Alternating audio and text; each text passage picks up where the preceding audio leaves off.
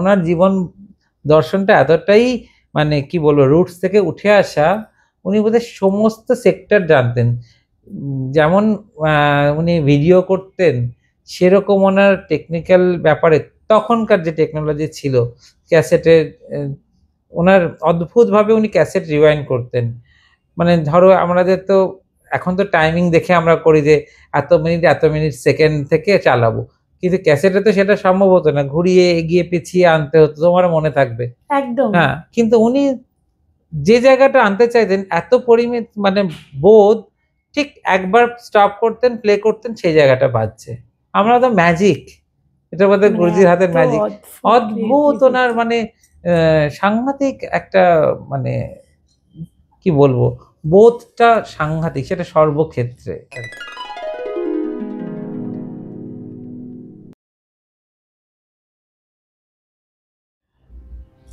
নমস্কার, সুনন্দিনীর আড্ডায় আপনাদের সকলকে স্বাগত। আজকে যিনি আমার অতিথি, তিনি একজন নৃত্যশিল্পী। তার নাচের জগৎটা অনেকটাই বড়। তিনি নাচও শিখেছেন বেশ কয়েকজন রথী মহারথীদের কাছে। তবে আজকে তার সাফল্যের 30 বছর তিনি উদযাপন করবেন খুব কিছুদিনের মধ্যেই। তিনি নৃত্যশিল্পী অর্ণব বন্দ্যোপাধ্যায়। নমস্কার। অর্ণব আজকে সুনন্দিনীর আড্ডায় আমার অতিথি। অর্ণব, তোমার সংস্থা দর্পণের 30 বছর কেমন লাগছে? আর এই জার্নিটা নিয়ে বলো, 30 বছরের। 30 বছরের জন্মদিন তো সবার ভালো লাগে, কিন্তু সেটা 30টা বছর যে কোথা দিয়ে পেরিয়ে গেল সেটাই এখনো বুঝতে পারছি না। এখনো মনে হচ্ছে যে একটা সাংঘাতিক টানাপোড়েন ছিল, একটা ভাবনা চিন্তা ছিল যে এটাই কি প্রফেশন হিসেবে নেব। কেননা তুমি হয়তো জানো যে আমার একাডেমিক ব্যাকগ্রাউন্ডও ছিল, যে কারণে আমি একটু ডিলেমায় ছিলাম যে নাচই আমার জীবিকা হবে কিনা। আর সেটাও জীবিকা হলেও সেটা নাচের স্কুল বা নাচের সংস্থা নিজের তৈরি করব কিনা। তো সব মিলিয়ে একটা জাস্ট ট্রাই করেছিলাম 1995-এ, জাস্ট তখন একেবারেই ইয়াং আমি। তো সেখান থেকে আস্তে আস্তে 30 বছর পেরিয়ে গেলাম। তো সবটা স্মুথ ছিল না হয়তো, কিন্তু খুব অবস্ট্রাকেলের মধ্যে দিয়েও যেতে হয়নি, সেটাও বলবো লাকি সেদিক থেকে। হয়তো বেশ আনন্দ করেই কেটে গেছে 30 বছর, দায়িত্বও বেড়েছে। এখন সিরিয়াসলি হয়তো ভাববো যে 30 বছরের পরে আর কিভাবে এটাকে এগিয়ে নিয়ে যাওয়া যায়। কিছুদিন আগেই তুমি একটি সম্মানিত হয়েছো, যেটা তোমার গুরুর নামাঙ্কিত। সেই সম্মানটা নিয়ে একটু জানাও। হ্যাঁ, আমি ভেরি রিসেন্টলি এই 9ই সেপ্টেম্বর গুরু কেলুচরণ মহাপাত্র কলা সম্মান পেয়েছি ভুবনেশ্বর থেকে, এবং সেটি দিয়েছেন গুরুজির ছেলে, এখন আমার গুরু শ্রী রতিকান্ত মহাপাত্রজি, সৃজনের তরফ থেকে। এবং খুবই একটা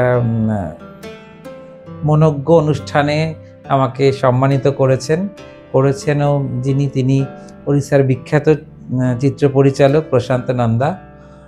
আর আরেকটা খুব আনন্দের যে আমরা কলা সম্মান পেয়েছি এবছরের।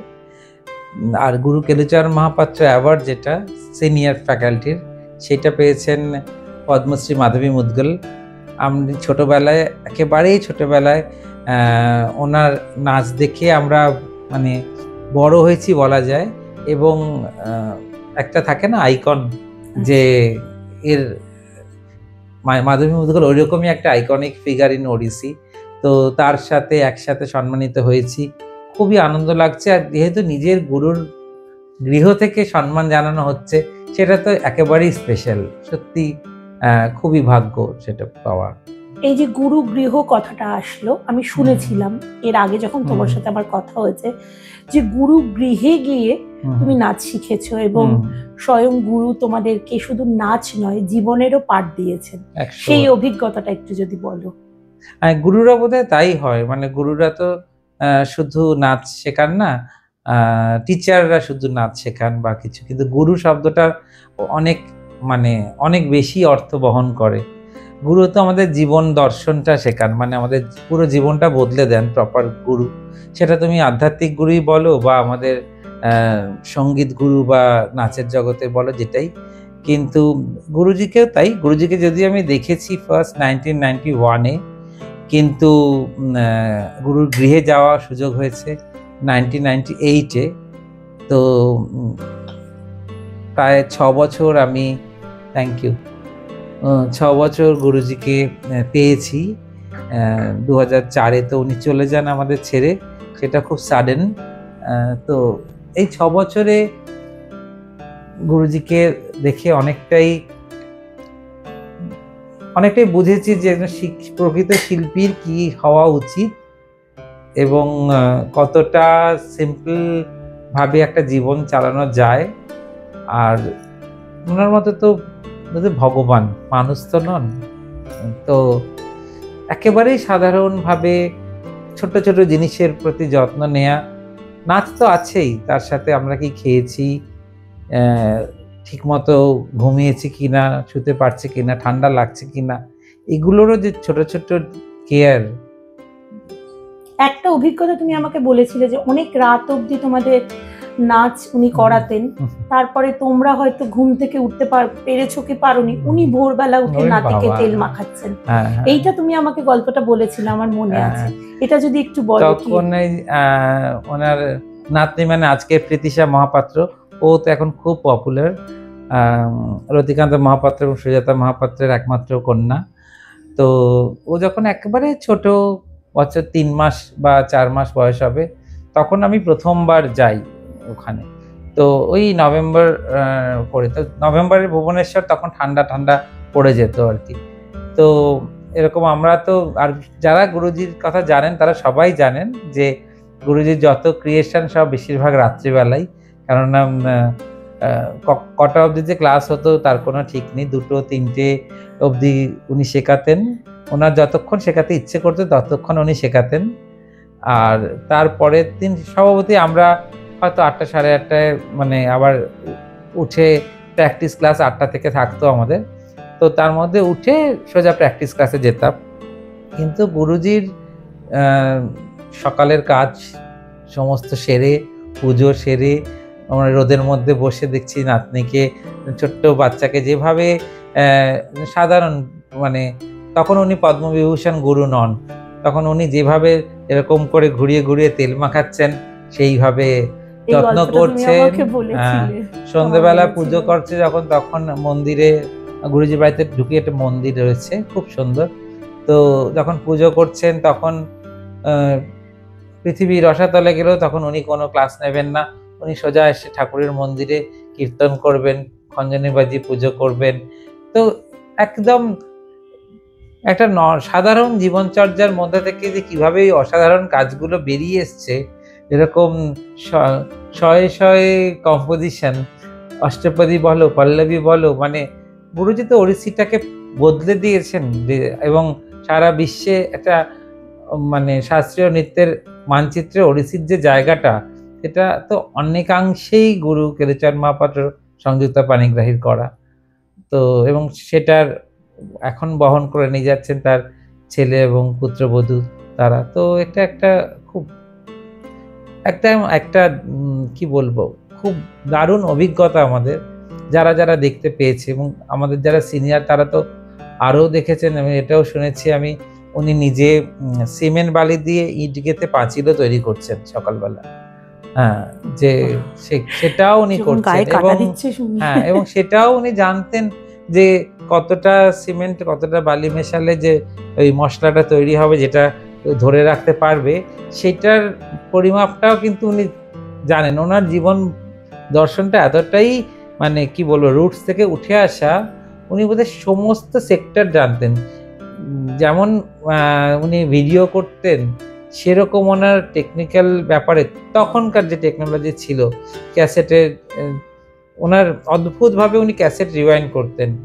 মানে ধরো আমাদের তো এখন তো টাইমিং দেখে আমরা করি যে এত মিনিট সেকেন্ড থেকে চালাবো, কিন্তু ক্যাসেটে তো সেটা সম্ভব হতো না, ঘুরিয়ে এগিয়ে পিছিয়ে আনতে হতো, তোমার মনে থাকবে একদম। হ্যাঁ, কিন্তু উনি যে জায়গাটা আনতে চাইতেন, এত পরিমিত মানে বোধ, ঠিক একবার স্টপ করতেন, প্লে করতেন, সেই জায়গাটা বাজছে।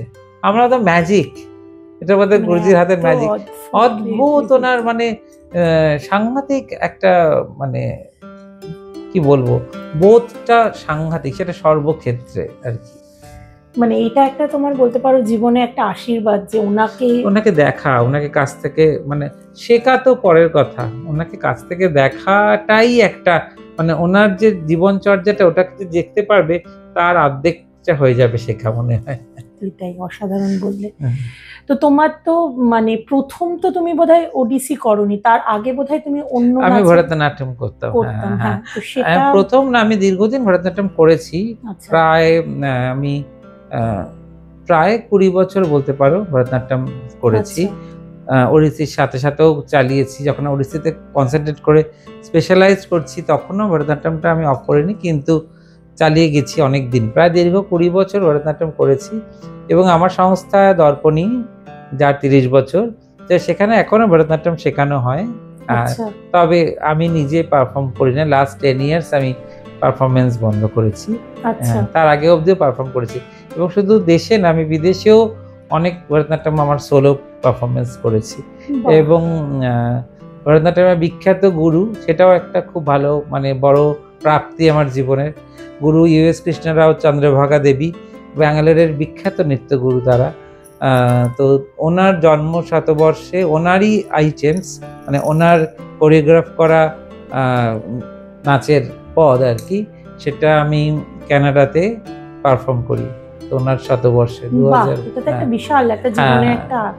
ওনার শতবর্ষে ওনার কোরিওগ্রাফ করা আইটেম আমি করেছিলাম। তো কলকাতাতে তোমার তালিম কার কাছে নিয়েছো? কলকাতায় আমার ভরতনাট্যম শিক্ষা ছিল অনিতা মল্লিকের কাছে।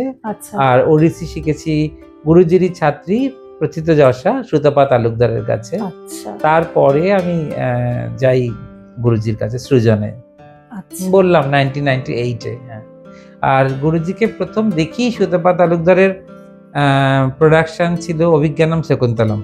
তো তখন আমি আশ্রম বালক চরিত্রে ছিলাম, তো একেবারেই ছোট।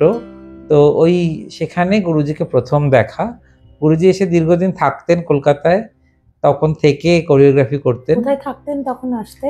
গুরুজি কলকাতায় তখন আগে তো পদাতিকে আসতেন উনি, তারপরে তো ডোনা গাঙ্গুলির বাড়িতেও থাকতেন, তোমরা হয়তো জানো যে হ্যাঁ, তো ওখানেও থাকতেন।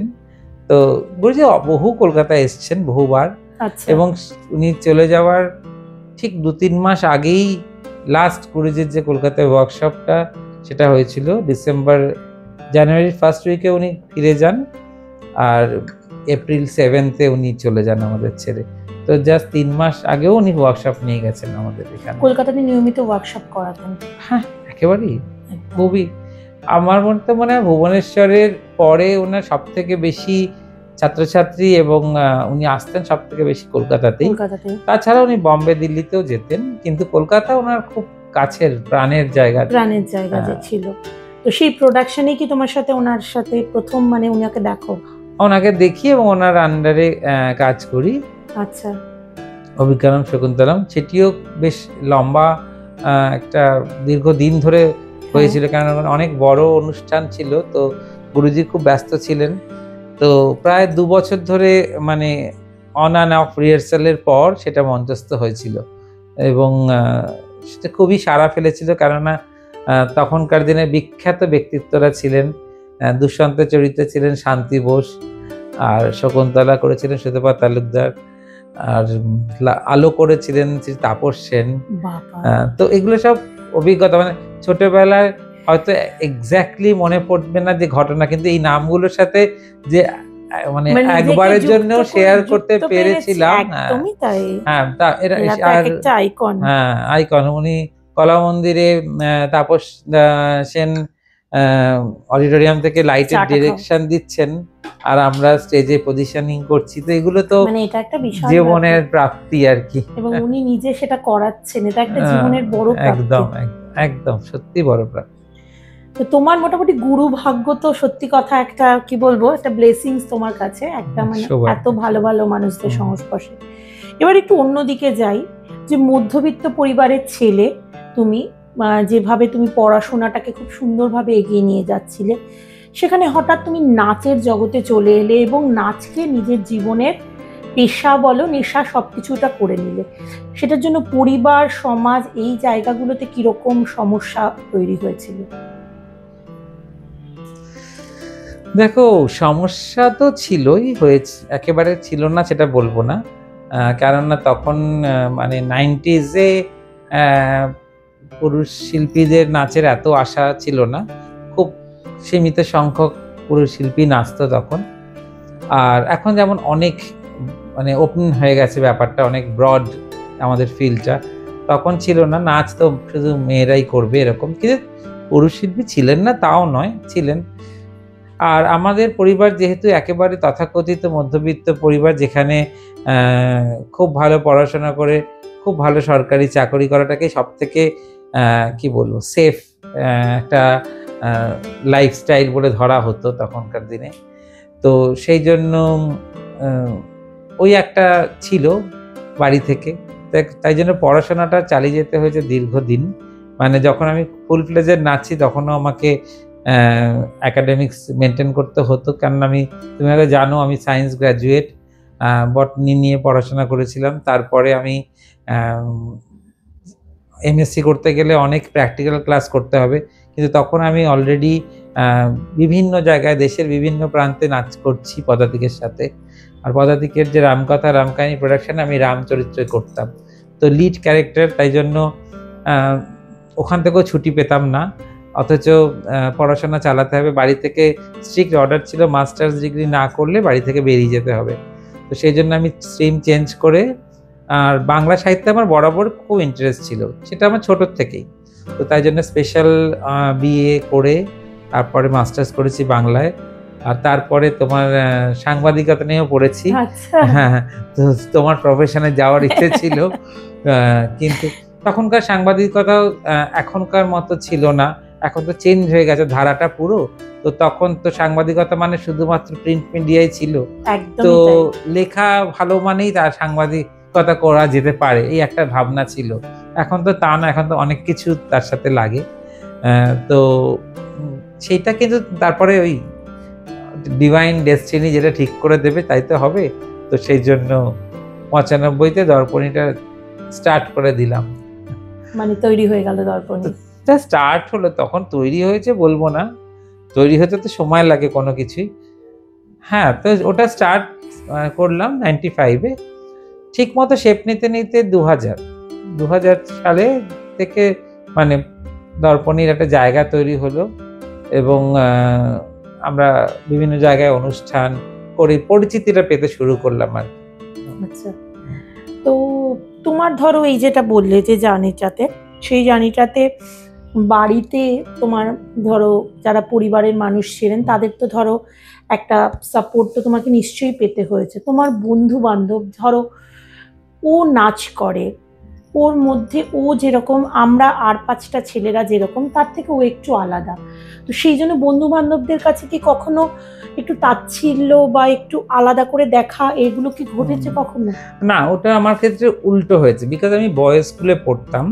তো বয়েজ স্কুলে বিভিন্ন অনুষ্ঠান তো হয়, আর আমি রামকৃষ্ণ শিক্ষালয়ে পড়তাম, যেটা একটু বেলুড় মঠের বা রামকৃষ্ণ মিশনের সাথে খুব মানে ওনাদের ভাবধারায় অনুপ্রাণিত। হাওড়াতে। তো সেখানে তো বিভিন্ন অনুষ্ঠান হতো, এবং সেখানে খুব কি বলবো মনোজ্ঞ অনুষ্ঠান হতো। আমাদের স্কুলে কখনো আমরা দেখিনি যে কোনো আধুনিক গানেরও অনুষ্ঠান হয়েছে, মানে খুবই সিরিয়াস কাইন্ড অফ প্রোগ্রামস হতো তার সাথে। এবং তুমি তো জানো, ছেলেরা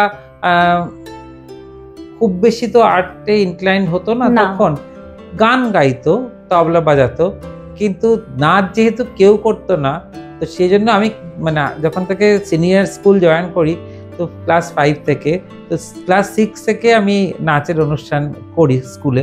তো আমি খুব পপুলার ছিলাম ওই, আর আমি আমার স্কুল থেকেই এইচএস কমপ্লিট করি।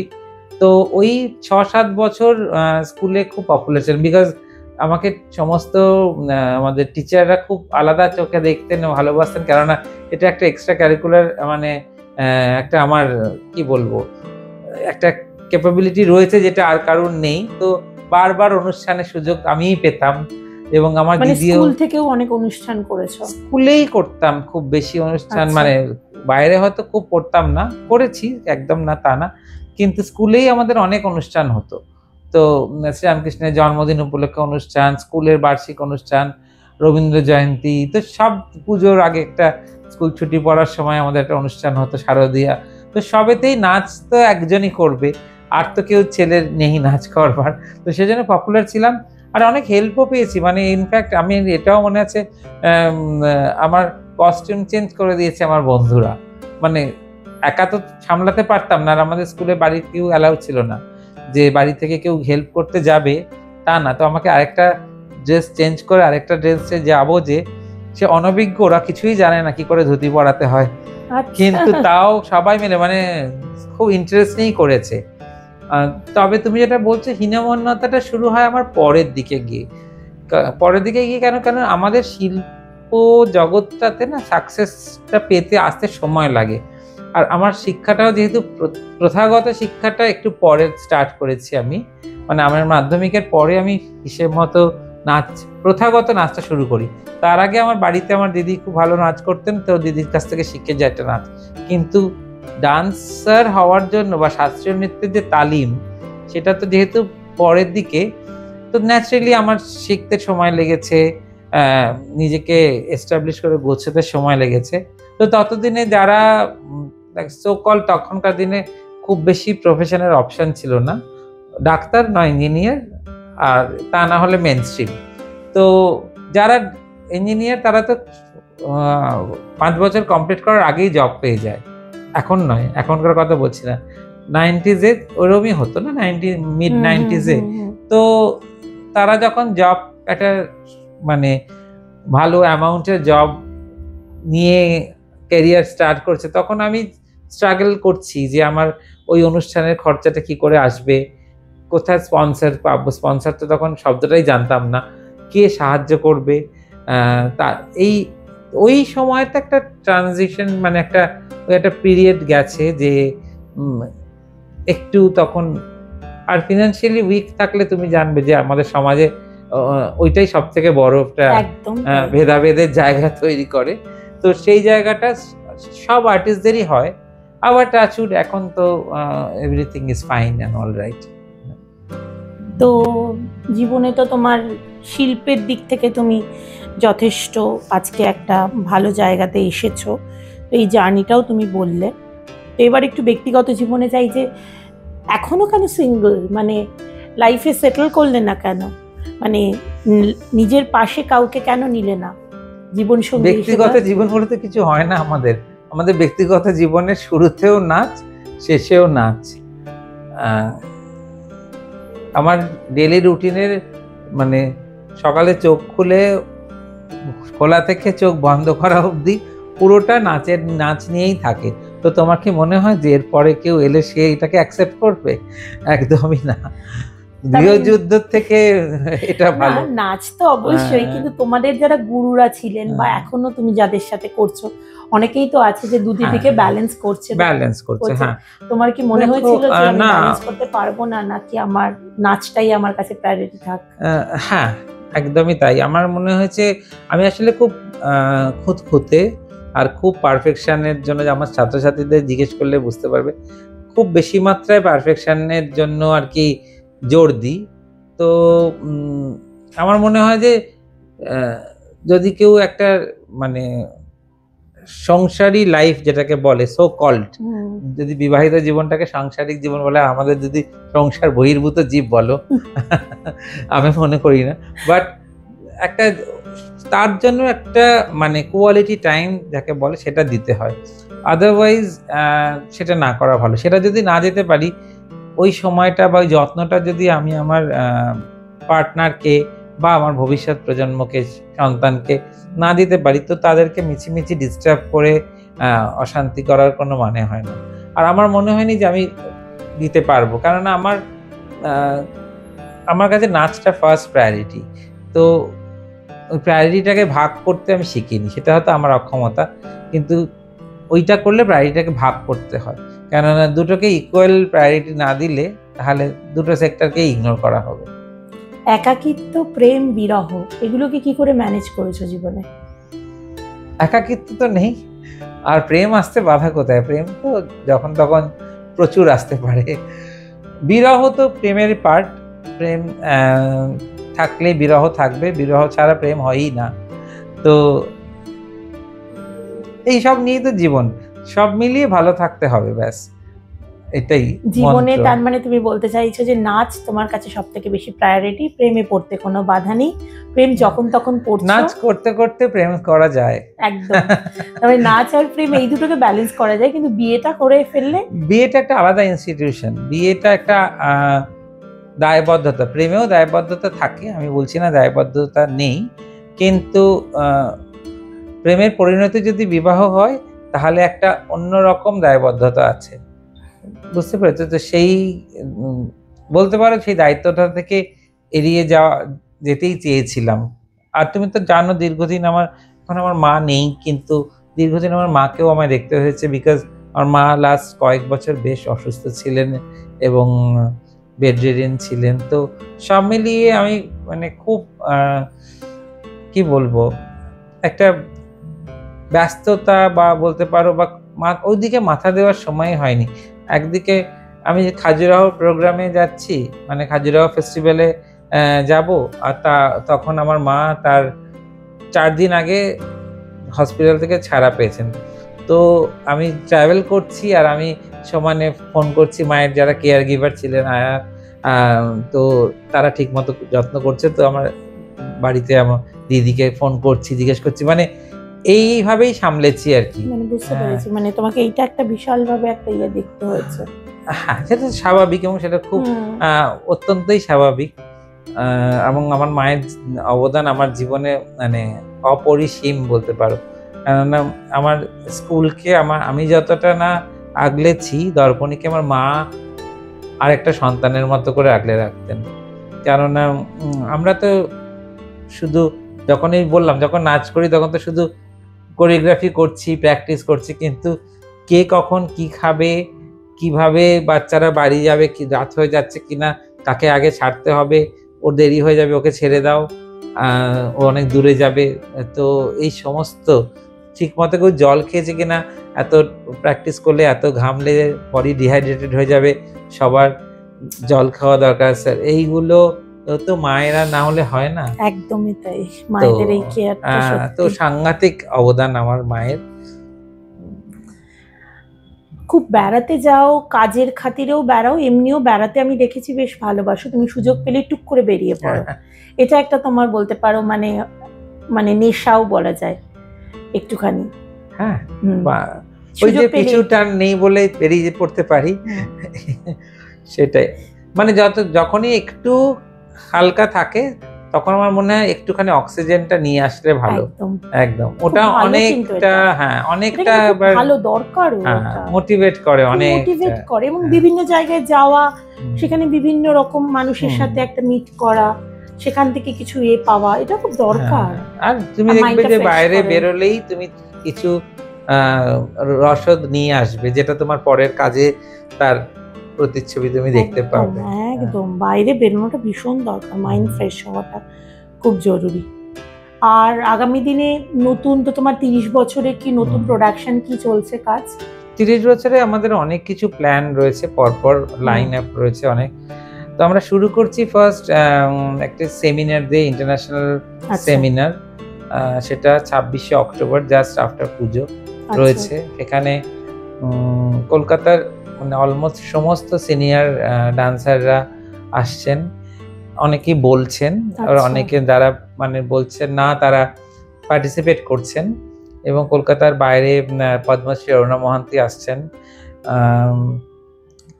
তুমি নিশ্চয়ই জানো শর্মিলা রায় পোমো কথা, উনি বিশ্বভারতীর, উনি বলছেন, উনি তো প্যারিসে আছেন, উনি অনলাইনে আমাদের সাথে যোগ দেবেন। বিশ্বভারতী থেকে বেশ কিছু ব্যক্তিত্ব আসছেন, তারা বিভিন্ন ধরনের বিষয়ে আলোচনা হবে আমাদের। তো এটা দিয়ে শুরু। তাছাড়া আমাদের আমি 2টো ফেস্টিভ্যাল অর্গানাইজ করি, সৃজন উৎসব আর মর্দালা মঞ্জিরা। তো সেইটা হবে। আর এই বছর কাকতালীয়ভাবে আমাদের 30 বছর এবং গুরুজির সেন্টিনারি ইয়ার, বার্থ সেন্টিনারি, গুরুকুলের মাপাত্রা। তো 8 জানুয়ারি 2026-এ ওনার 100 বছর পূর্ণ হবে। তো সেই জন্য সেই উপলক্ষে একটা বড় অনুষ্ঠান হবে কলকাতায় 17-18 জানুয়ারি। তো সেটা মোটামুটি প্ল্যান হয়ে গেছে। আর্টিস্ট রিভিল করছি না এখনই, কিন্তু খুবই ভালো করে করার ইচ্ছে আছে।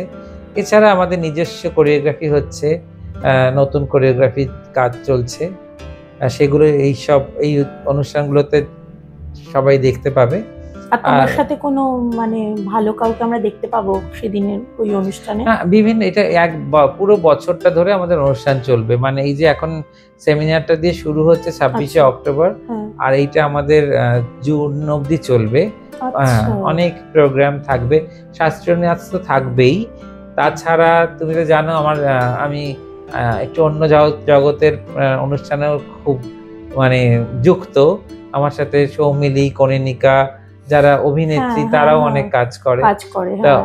হ্যাঁ, সোনালি, তো ওরাও ওদেরকে নিয়েও একটা কাজ করার ইচ্ছে, কেননা ওদের সাথেও দীর্ঘদিনের নাচের জগতে তোমার যোগাযোগ। প্রত্যেক একজনের সাথে হয়তো 15 বছর 20 বছর কাজ করছি বিভিন্ন অনুষ্ঠানে। তো দর্পণে 30 বছর মানে তো একটা মিলন উৎসব আর কি। তো ওরকম একটা অনুষ্ঠানও করার ইচ্ছে আছে।